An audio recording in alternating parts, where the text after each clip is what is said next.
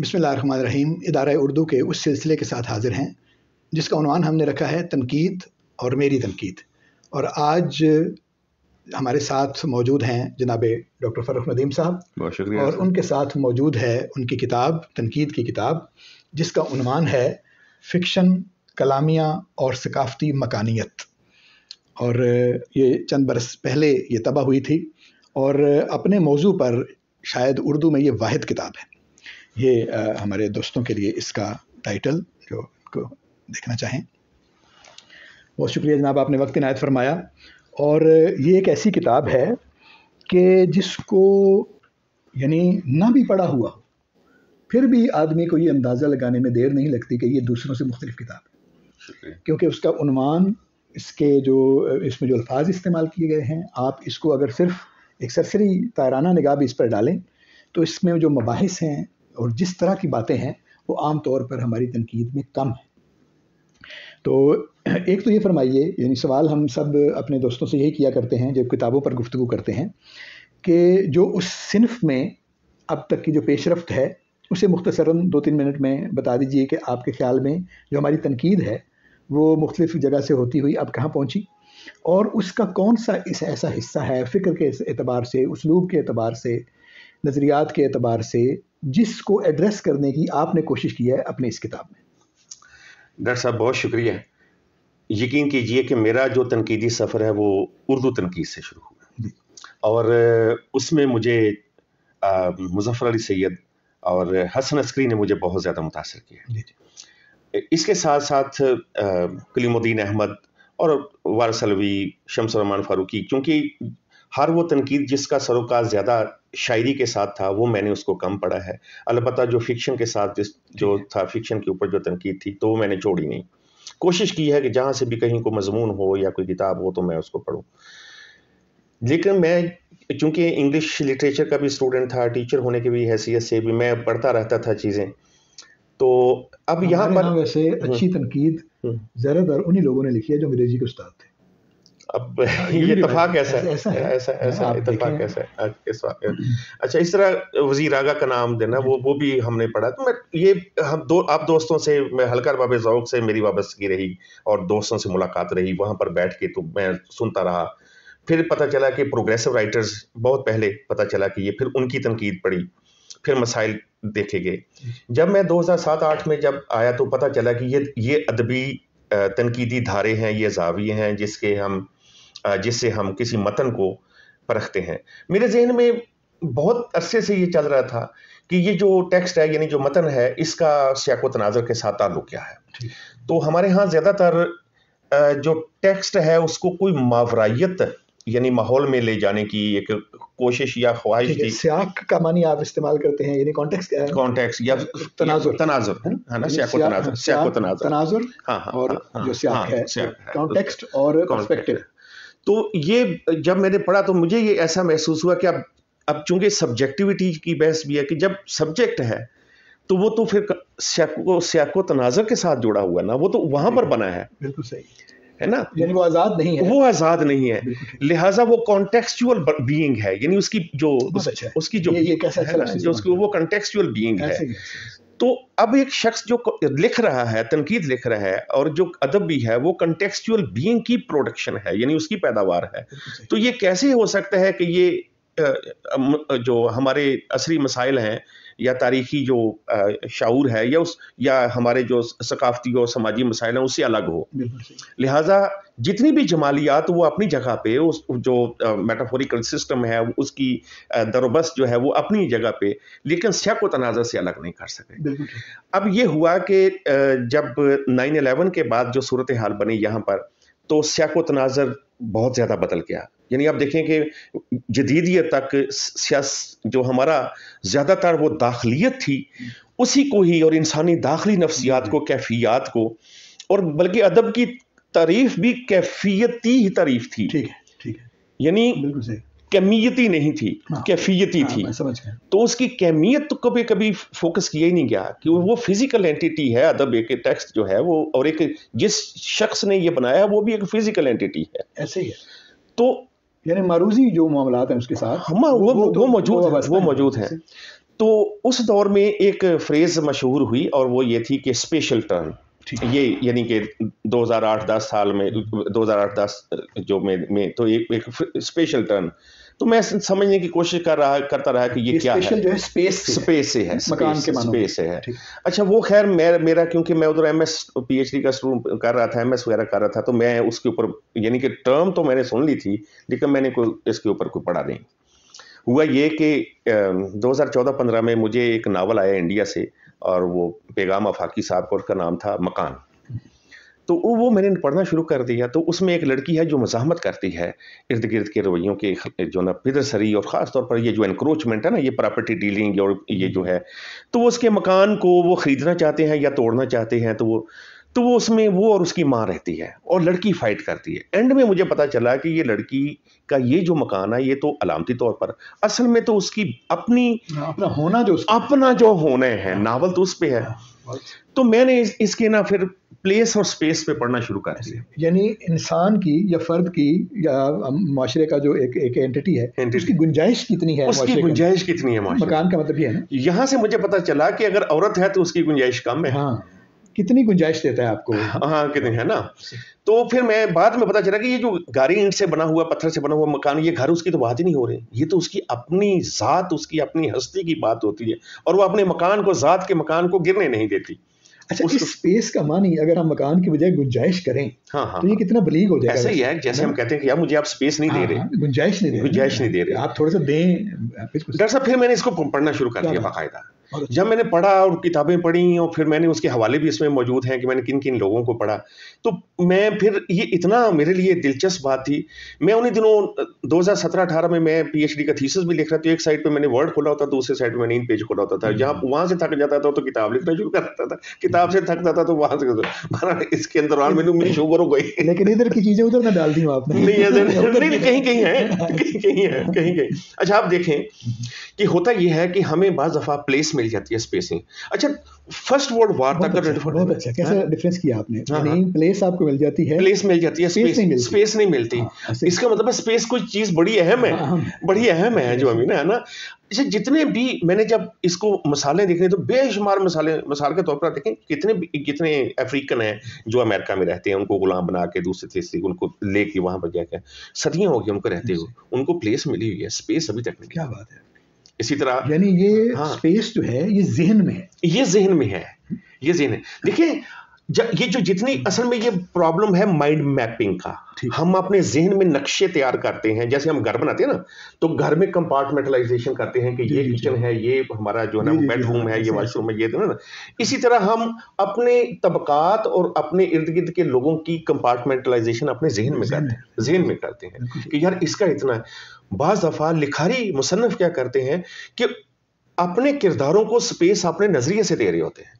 اس کو میں نے ویلن بنانا ہے، اس کو میں نے ہیرو بنانا ہے، اس کو میں نے اس لڑکی کا میں نے کم سپیس رہے ہیں. اس نے جیسے ہماری پنجابی فلموں میں عورت کو صرف 5 گانے ہیں آپ کے، خود پروڈیوسر کرتے تھے کہ جی اس کے 5 گانے ہیں، اس کا اور رول ہی نہیں ہے اس کے ہے نا. تو یہ کیا سپیس اس کو دیا ہے. اس کا مطلب یہ ہے کہ جو لکھنے والا ہے وہ بھی اسپیشل پولیٹکس کا شکار ہے. بالکل ٹھیک ہے.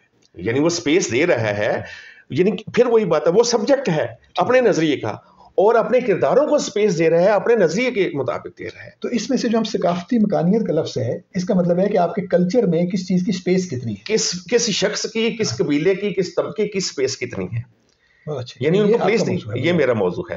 اب اس میں بہت ساری مثالیں میں نے دی ہیں. کلامیہ کا لفظ ڈسکورس کے معنی، کلامیہ کا مطلب ڈسکورس کا. فکشن میں نے فکشن کو لیا، شاعری کو نہیں لیا.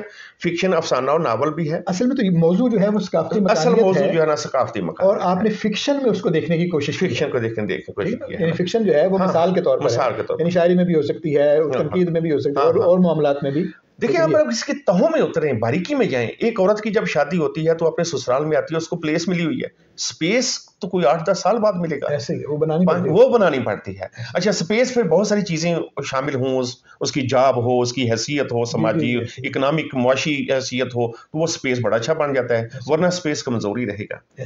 تو اس سے ہمیں اندازہ ہوتا ہے کہ ہم کرداروں کی، اور یہ تھیوری پڑھ کے اور یہ جو اسپیشل تھیوریز پڑھ کے مجھے پتا چلا کہ میں اپنے کرداروں کی اسپیشل جو کنڈیشنز ہیں، جو اس کی حیثیتیں ہیں، اس کو سمجھنے میں تو میں پھر لکھتا چلا گیا. اور بھی ناول میں نے دیکھے اور اس کو میں نے انالیسس کرتا.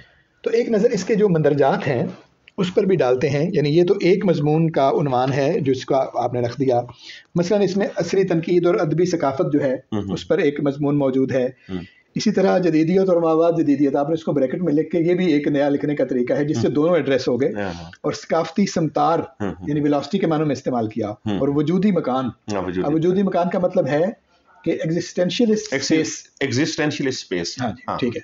تو اسی طرح مابعد نوآبادیات پر، آئیڈیالوجی پر، اور پھر ناول کے حوالے سے 9/11 اور شناختی مکان اور بحران، یہ بھی تقسیم، مابعد تقسیم، ثقافتی لکیریں، سرمایہ دارانہ آزادی اور غصب و تسلط، روح اثر، اور اس کے آگے سوالیہ نشان بھی ہے. تو یہ ایسے موضوعات ہیں یا ایسے لفظ ہیں یا ایسی تراکیب ہیں کہ جو ہم اردو تنقید میں جن کے بارے میں ہم ذرا کم دیکھتے ہیں اور کم اس کے بارے میں پڑھتے ہیں. اور ہمارے ذہن میں کانسیپٹ یہ ہے کہ ہم یہ مغرب سے چیزیں جو ہیں دیکھتے ہیں اور ایز اٹ از اٹھا کے یہاں پر لے آتے ہیں. اور سب یعنی ایک اعتراض یہ کیا جاتا ہے کہ پتہ نہیں ان کا کوئی تعلق ہمارے معاشرے سے ہے بھی یا نہیں ہے.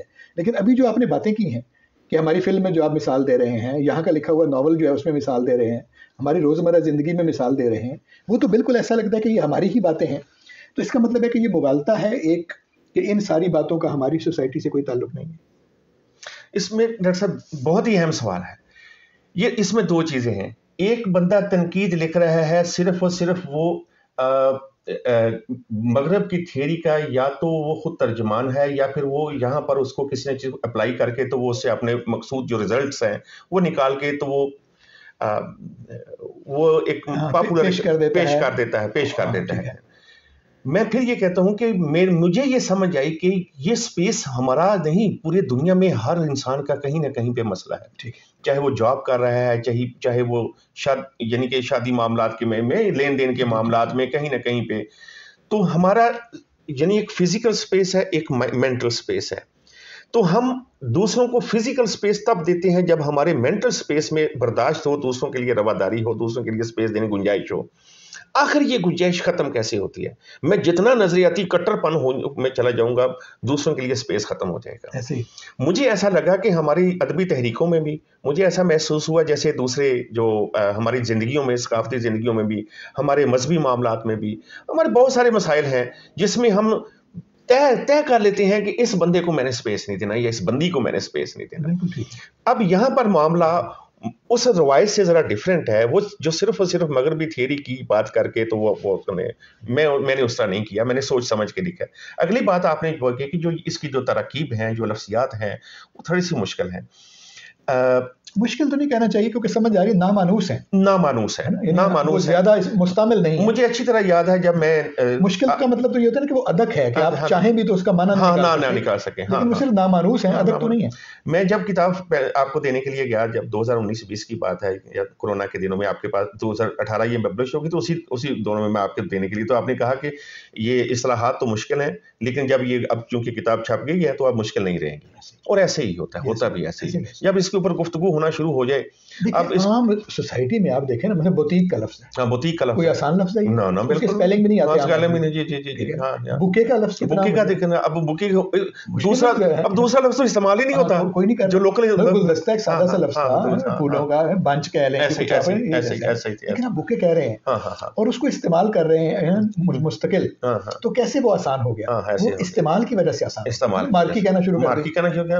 یہ سارے لفظ جو ہمارے یہاں آئے ہیں، تو اگر آپ اسے بار بار استعمال کرتے ہیں تو اس کے معنی کا پتہ چل جاتا ہے، تو وہ آسان ہو جاتے ہیں. تو میرا خیال ہے کہ یعنی اگر آپ اس کو زیادہ پڑھیں گے لکھیں گے زیادہ. دوسری باتیں ہیں، میں آپ کا شکریہ آپ کا کرتا ہوں. میرے اس کو سپیس نہیں ملتی، اس کو بھی سپیس کی ضرورت ہے نا، سپیس دینے کی.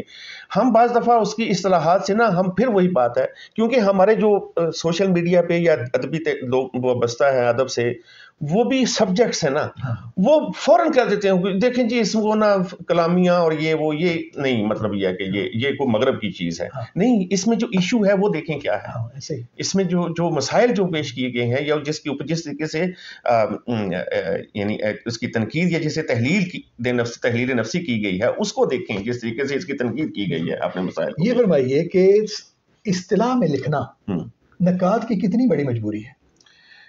یعنی سوال میں نے اس تناظر میں کیا ہے کہ اس سے پہلے بھی ہم نقادوں کو پڑھتے رہے، اس وقت بھی مغرب سے آتے تھے معاملات، چیزیں، تھیوریز، اس طرح کی باتیں آتی تھیں، ٹھیک ہے نا. مگر کلیم الدین احمد فرض کریں، اس سے پیچھے بھی اگر چلے جائیں تو لسانیات والے جو ہمارے لوگ تھے جو باہر سے پڑھ کے آتے تھے ادھر، انہوں نے وہ لے کے آئے کچھ چیزیں، لیکن انہوں نے ان کے آہستہ آہستہ تھوڑے بہت ترجمے کر کے یہ کر دیا. اسی طرح وزیر اعلیٰ صاحب کی تنقید اگر آپ پڑھیں یا فاروقی صاحب کی تنقید پڑھیں تو انہوں نے بھی کہا ظاہر ہے باہر سے پڑھا ہوا ہے ان چیزوں کو، لیکن ان کے ہاں اصطلاحات کا استعمال اس طرح سے نہیں ہے.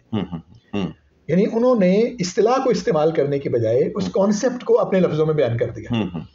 لیکن دوسرا رویہ جو ہے وہ یہ ہے کہ آپ اصطلاح کے ذریعے بات کریں تاکہ اس کا پورا تناظر جو ہے اس اصطلاح کے ساتھ وہ جڑے، جو عالمی سطح پر اس بحث کا حصہ بنے. تو یہ اس تناظر میں پوچھ رہا ہوں کہ یہ اصطلاح کو استعمال کرنا، یہ اصطلاح میں بات کرنا نقاد کی کتنی بڑی مجبوری ہے آج کی عہد کی. تو ہے خاص طور پر جب سے جو مغربی تھیریز کے بعد یعنی پوسٹ تھیری جو کرٹیسزم آیا ہے، اب یعنی زیادہ مجبوری تو نہیں ہے. یعنی اگر اس کو بنائے گا تو پھر یعنی آپ ڈیٹرمنٹ ہو، پری ڈیٹرمنٹ ہو، زیادہ لازم نہیں ہے، لیکن سہولت ملتی ہے آپ کو سہولت ملتی ہے، لکھنے والے کو سہولت ملتی ہے، لکھنے والے کو سہولت. مثلا آپ نے ثقافتی مکانیت لکھا ہے تو اس کا مطلب ہے کہ اس کے ذریعے آپ دنیا میں جہاں جہاں بھی اس پر لکھا ہوا ہے اس کے ساتھ جڑ جاتے ہیں. جڑ جاتے ہیں. لیکن اگر یہی بات آپ کسی اور لفظوں کے ذریعے کرنے کی کوشش کریں تو ممکن ہے کہ آپ کے آدمی کو سمجھ آ جائے، لیکن اس کی جو عالمی جڑت ہے وہ لنک ٹوٹنے کا ایک خطرہ ہو سکتا ہے.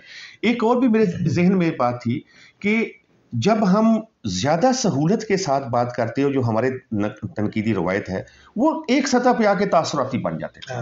اچھا بالکل صحیح، بہت اچھی بات ہے. یعنی ان میں نا وہاں سے پھر میں یہاں سے میں ہٹ جاتا تھا. میں نے کہا نہیں، اب یہ بندہ تاثراتی ہو گیا تو یعنی حسن عسکری تک بھی ہو گئے ایسے نا، تو پھر میرے دلچسپی وہاں سے ختم ہو جاتی ہے جہاں سے وہ تاثراتی ہو جائے.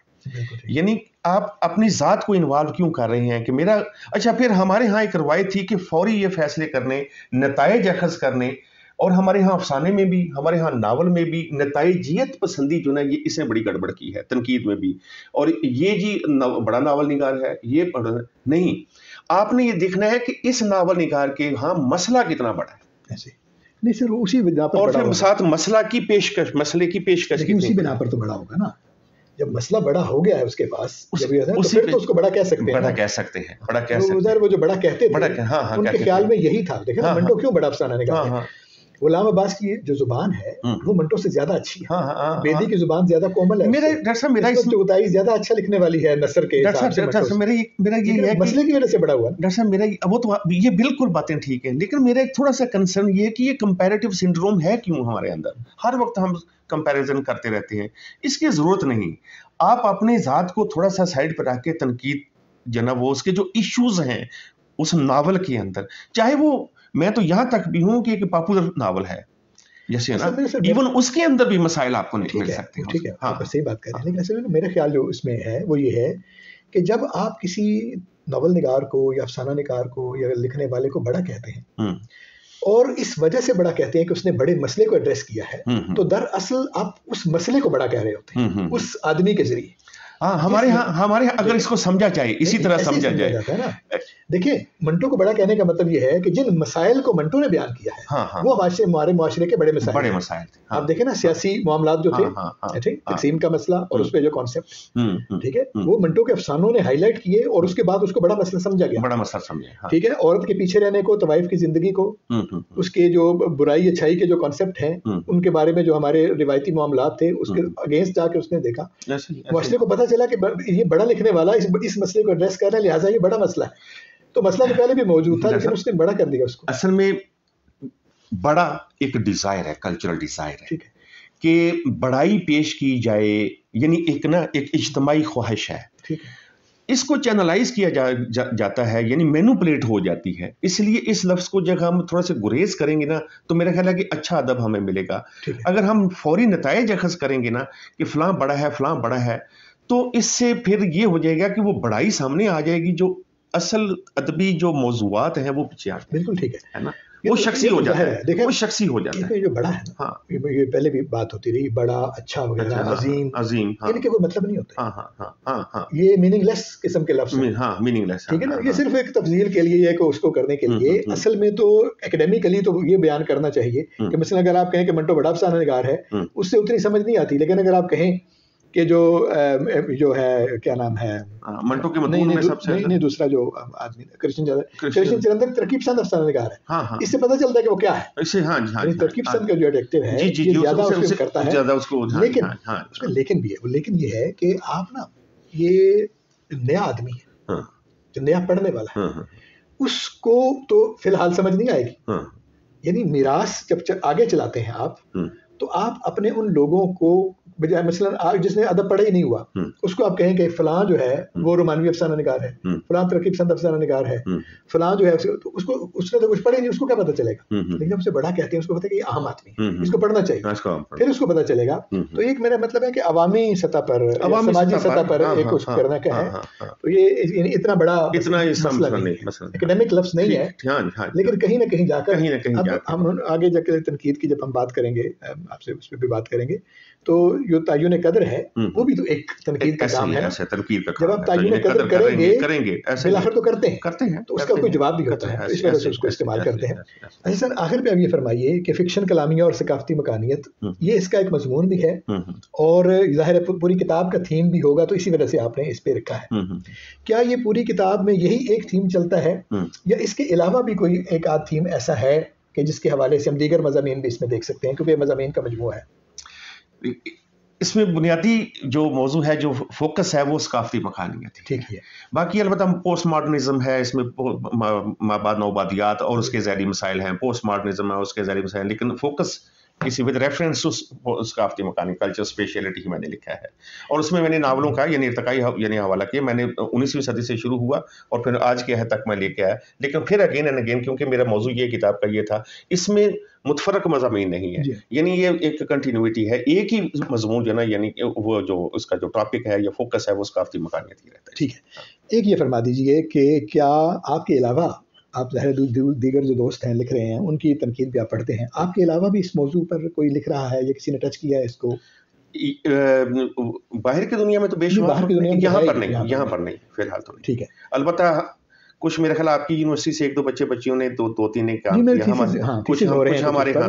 اور مجھے بہت حیرانی ہوئی اس پر کہ ایک طالب علم جو ہے, اتفاق سے میں اس کا جو ٹاپک کا سناپسس کا ڈیفینس جب وہ دے رہا تھا, تو میں بھی کمیٹی میں شامل تھا, تو اس نے بہت اچھے طریقے سے اس کی وضاحت کی, اور مجھے بہت زیادہ خوشی ہوئی کہ اس کا مطلب ہے کہ طالب علم جو ہے, اگر وہ تھوڑی سی کوشش سے ایک دفعہ کتاب پڑھتا ہے تو اس کو سمجھ آ جاتا ہے. تو اس کا مطلب ہے کہ پھر جو طالب علم سے اوپر کے درجے کا آدمی ہے, وہ اگر اس کو پڑھے گا تو اس کو کیوں سمجھ میں نہیں آئے گا. تو چیزوں سے گریز کرنے کی بجائے ان کے اندر اتر کر اور ان سے مکالمہ کر کے ایک دفعہ ان کو دیکھنا چاہیے. سب آپ بھی جانتے ہیں, ہم بھی جانتے ہیں, اکیڈیمک ورلڈ جو ہے, خاص طور پر اکیڈیمک ورلڈ, آپ کو پتہ ہے کہ پوری دنیا کی اکیڈیمیا اب ایک بنتی جا چلی جائے, خاص طور پر ادبی جو نا جو ہے انگریزی اردو, اب تو انٹر ڈسپلنری کی طرف دنیا جا رہی ہے. اب آپ دیکھیے کہ میں آپ یا جو ہمارے تنقیدی دھارے ہیں, کیا یہ مغرب سے یا ایون افریقن ورلڈ سے یا افرو امریکن, کیا اس سے مکالمہ کیے بغیر, یا اسپینش ورلڈ سے, عرب ورلڈ سے, فارسی ورلڈ, کیا ہم سے مکالمہ کیے بغیر ہم آگے بڑھ سکتے ہیں؟ اب نئی ایسی تھیریز آ رہی ہیں جو اور بھی مشکل ہیں اور بھی پیچیدہ ہے, تو انہی بچوں نے ہم نے مل کے تو یہ سفر بہرحال طے کرنا ہے, اپنے حصے کا جتنا بھی سمجھ آ سکے اس کے اوپر لکھنا یا اس کے اوپر اظہار کرنا, اور اس میں کوئی قباحت نہیں. اور اس میں ایک اور بھی سر یہ بھی دیکھنا چاہیے نا, جو عمومی ہمارا رویہ ہے, یعنی تنقید جو ہے وہ ناول نہیں ہوتی نا, نہ وہ ٹارزن کی کہانی ہے, شاعری پڑھنے کا ایک اور ٹیمپرامنٹ ہے, جی ایسا ہی, ناول پڑھنے کا ایک اور ٹیمپرامنٹ ہے, تنقید پڑھنے کا ایک اور ٹیمپرامنٹ ہے. ٹھیک ہے, سب کے لیے لازم نہیں ہے, لیکن جو اس سے دلچسپی رکھنے والے لوگ ہیں انہیں تھوڑا سا یعنی کوشش کے ساتھ, کاوش کے ساتھ, اپنی جو انٹلیکٹ ہے اس کو بڑھانے کے نقطہ نظر کے ساتھ اس کی طرف آنا چاہیے. تو میں بہت شکر گزار ہوں, آپ نے وقت عنایت فرمایا. اتنی بات نہیں ہو سکی جتنی اس کتاب کا حق ہے, اس پہ انشاءاللہ مزید بات ہوتی رہے گی. ہم اس کے مختلف جو معاملات ہیں اس پر بار بار بات کریں گے. 4-5 برس پہلے یہ کتاب چھپی تھی, لیکن پروگرام چونکہ ہم نے آج کیا ہے اس کے لیے بار دیگر آپ کو مبارکباد ہے اس کے لکھنے پر. اور میں سمجھتا ہوں کہ ابھی یعنی وقت وہ آئے گا, آ رہا ہے آہستہ آہستہ, جب اس طرح کی کتابیں جو مختلف موضوعات پر لکھی جاتی ہیں، جو روٹین سے ہٹ کر جن معاملات کی طرف دیکھنا چاہیے ان پر لکھی جاتی ہیں، وہ اپنا جو پڑھنے لکھنے والی جگہ ہے، یعنی اسپیس ہے ہماری، اس میں یہ اپنی اسپیس بنائیں گی. میں بہت شکر گزار ہوں. امید ہے ہمارے دوستوں کو یہ باتیں پسند آئی ہوں گی.